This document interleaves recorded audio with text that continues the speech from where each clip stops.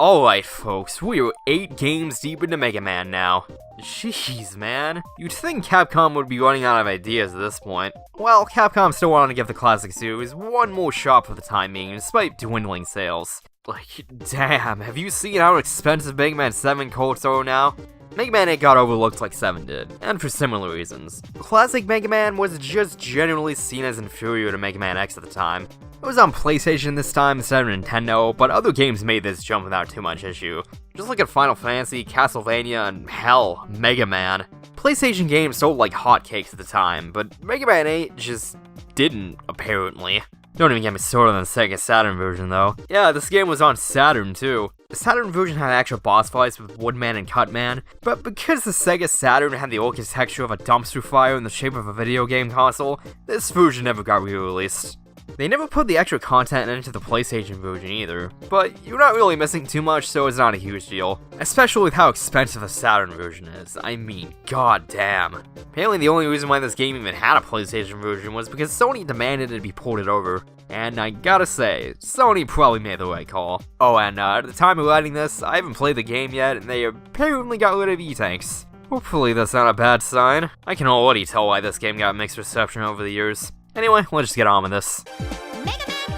I'm sorry, run that by me again? Oh, it sounds like Mega Man stubbed his toe.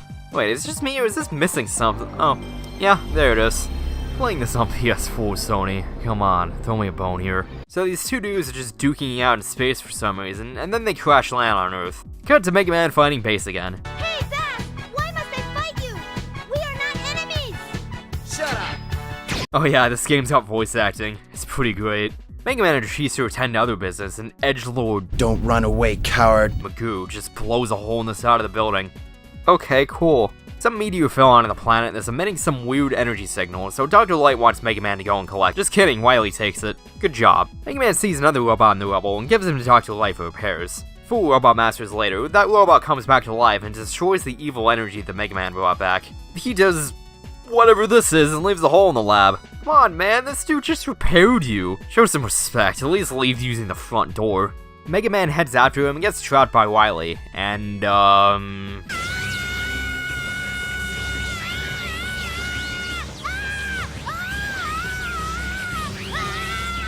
Jesus Christ, Capcom! The robot from before rescues Mega Man, who's named Duo by the way, and tells Mega Man that it's purpose to eliminate the evil energy from the universe to whatever. Look, evil bad. Stop it. Former Robot Masters defeated and Wily taken down again, Mega Man gets infected with the evil energy.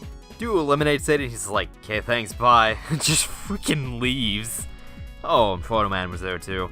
I mean, the stories are usual in Mega Man fare, just a little more anime this time. Now that I'm thinking about it, what even is evil energy? That's a good question. The animated cutscenes actually have some pretty nice animation, especially the intro movie, the Legacy Collection 2 auto skips. Seriously, why do they think this was a good idea? It's nothing spectacular, but it's about what you'd find from 90s anime, which isn't bad by any means. Especially when you compare it to the 3D animated FMVs, which have not aged very well. The voice acting, on the other hand, is gloriously bad. This dub was memed to hell and back in the early days of YouTube. Mega Man sounds more like a girl than Roll does. Good luck, Mega Man! Proto Man sounds bored. Mega Man, I have a message to give you from Duo. Bass phones in every letter of every line. You'll pay for this insult. I'll be back. And Light has such a bad speech impediment that he makes me sound normal. When we find that meteor, we'll find Dr. Wahwee. But hey, it's so bad it's good territory, so no complaints here.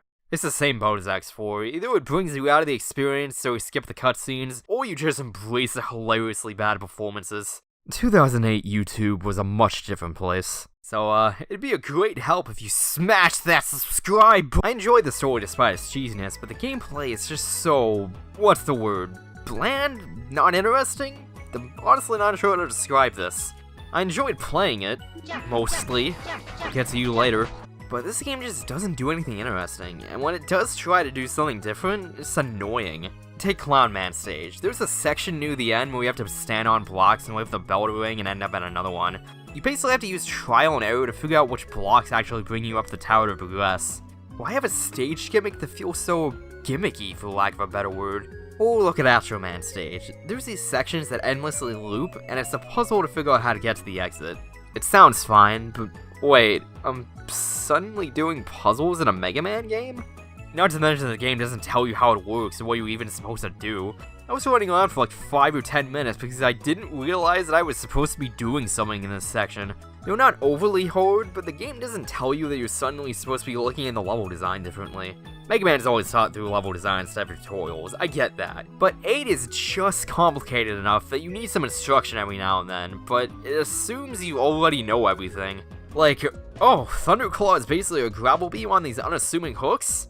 That's actually pretty cool, but you see this animation? Would you mind telling me what these weapons do? Mega Man 6 showed an animation that showed what they did.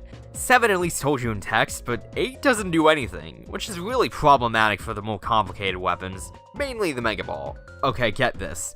This game does not have Rush Coil. Instead, you can bounce off the Mega Ball and use that. But the game never tells you that you can do that. But what the game does tell you is that you can kick it like a ball. What made you think that I could use this weapon like this? I couldn't even figure out how to kick it without looking it up, and oh, look at that!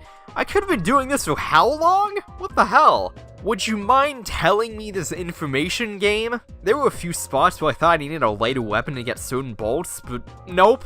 I could have got these if the game just told me what the Mega Ball did beyond being a confusing used weapon. Oh, and I'm not one to get very angry about, well, anything really. But Mega Man is known for teaching you how to play through level design, but for whatever reason, 8 just doesn't in some areas. Speaking of the weapons, they actually incorporated them into the level design during the second half. Yeah, this game does what 7 did. You fight one of 4 Robot Masters, fight a mid-boss, then fight the last 4. But due to them not telling you what the weapons do, it doesn't work very well. Again, the Thunder Claw just looks like some electric shot thing. There is no reason why you would think it works like a grappling hook on these random looking metal discs. At least with the Tornado Hold, Tengu Man uses it to lift you up in the air during his fight, so maybe that counts as a hint to how it works, but this would have been a non-issue if they just told you what the weapons did. I like the idea of splitting levels up and using weapons in the levels earlier, but both times they've done it, it just isn't implemented well. Maybe trying again in the future, but it's for the best when they just put all 8 at the store like it was originally. I should mention the changes to the shop though. Instead of enemies dropping bolts, there was a set number of them and you find them like a collectible. You can buy upgrade ports, which give you permanent buffs like not getting knocked back when you get hit or giving weapon energy to unequipped weapons. But honestly, the upgrade ports aren't actually that useful. If you don't buy anything, you can still get through the game without any issue. These are mainly bonuses. I didn't really feel like I needed any of these, but I did get the one where you start out with extra lives when you get a game over and a quicker charge shot. The game in general is pretty easy. Despite not having E-tanks this time, you don't really need them. The loading system works like an X4 too. Each level has 2 halves separated by a loading screen. After the load, you get all your health and ammo back, and if you get a game over, you start from the halfway point instead of the very beginning. Oh, and when you die, you get back all your weapon energy. Mainly why I didn't get the energy balancer. I didn't mind the easier difficulty though. With how hard these games usually are, an easier game is actually kind of refreshing. Although what isn't refreshing is how useless Rush feels in this game. Rush Bike, useless. Rush Bomber, mostly useless. Although Rush Item and Rush Health are useful on occasion, mainly during the final boss. Item gives you a random item, and health makes it rain health pellets. The game doesn't tell you when you obtain these though. It's in the second page of the menu too, so it's pretty likely you won't know these even exist for most of the game. Why can't it say you unlock them at the end of the stage like it did back in basically every other game? The music is really forgettable too. Other than the stage select, I couldn't remember any of these tracks. I honestly couldn't tell you what any of these stages sound like without listening to any of them beforehand. They don't sound bad, but they're not great either. There was one track I remember pretty well, because my god, this first Wily stage is hell. You're on this jet board segment, but the board moves too fast to tell what's ahead, so we have to listen to these dumbass signs to tell you how to avoid your impending auto-scroll doom. You had to do one of these in Frostman stage, and it was fine there. But the reaction time you need for this last one is insane. This is the hardest level in the game by far. Get used to that game over screen. The easiest way to convey how bad this segment is to just show it. Even when you think you're doing everything right, sometimes you accidentally slide instead of jump or vice versa, because they're on the same button despite having a bunch of other buttons to use. Or maybe you're too full back to be able to make the jump, or maybe you can't focus because you're crying and want the pain to stop. I was on this level for almost an hour, man. I had to take a second to just take a deep breath and be glad it was finally over. And that's only the first part of the level. The rest of it is pretty tame, but it's this constant feel that you'll die a bunch of times after you ride the jetboard again that really keeps you on your toes. God, I didn't think that drinking would come until the next game. Ah, son of a bitch, I'm not old enough to drink yet. Just a few more months, old friend. The boss is pretty dumb though, mainly because I can't aim this Mega Ball to save my life. Literally in this case.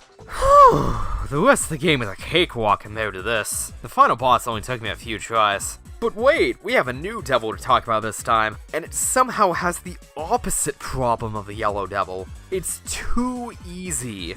It's just a long, boring fight with easy to dodge attacks you have to suffer through for like 4 minutes. At least you can get through it without hassle. Okay, I'm making it sound like I hated this game, but there's still stuff I liked about it. My favorite parts of the whole game were these segments where we flew out on Rush. It's basically a 2D shooter. The reason why these sections are so fun is because it feels like an extension of the normal gameplay. You're still moving and shooting, you just happen to be doing it in a different way. The game needed more stuff like this that's self-explanatory, not this weird-ass Mega Ball thing. I really like the Robot Master this time around too. Swordman's got a big honkin' sword. It looks cool. Grenade Man looks like a grenade. That's really neat. Tengu Man looks like this weirdo bird thing, I think. Actually, I don't know what he looks like specifically, but he looks cool. They even got Aquaman in this game. Wait, how did they not run into licensing issues? I assume that's why they went with the Shade Man. God, I just want to fight a Robot Master named Spider-Man now. You know, speaking of Evol, it's just me or does Searchman sound like Baymax? I'm Searchman, okay? Why does he have 2 heads, though? I like the weapons in this game, too, but at the same time, I didn't get much use out of them. Like, you get a fire sword. That's like the 2 best things put into one thing. But it's a Mega Man game, and it does not control like Zero. You have this Ice Wave too, which is cool, but not very useful. Now that I'm thinking about it, I guess the weapons feel more style than substance. They look cool, but they're not very useful. Except Astral Crush. Like, you just summon a meteor shower on your enemies. That's badass. Flash Bomb is useful too, it shreds through bosses and most enemies. The aesthetic of this game is great as well. I liked 7's a little more, but at least the sprites are sized better this time. It's a shame they didn't keep it for long, or at least try to improve on it. I'm not too into Mega Man's walk cycle though. It looks like Mega Man's trying to comically run away from something. The game overall, I just feel really conflicted about it. At best, this is just another Mega Man game. Not bad, not great. But at worst, it's horribly designed and infuriating. I'm gonna be hearing jump, jump, slide, slide in my nightmares. I kinda feel bad for complaining so much though. I enjoyed the good parts. The good somewhat outweighs the bad in my opinion, but god. There is nothing to talk about when it comes to the good. It's the same thing that I've been talking about for the past few videos, and it's enjoyable for the same reasons. It's just that the bad parts really stick out. Just about everything new in this game is just not good. I enjoyed most of what I played, but it's just that. I enjoyed it. I'm done with it now. There really isn't much reason to come back to this one. There's the bad voice acting, but even that can only keep me entertained for so long, and you can just look that up on YouTube. At the end of the day, Mega Man 8 just feels like another Mega Man game. They tried new stuff, but it just didn't work unfortunately. This has been Flame Guy, and oh god, I have to play Mega Man and Bass now.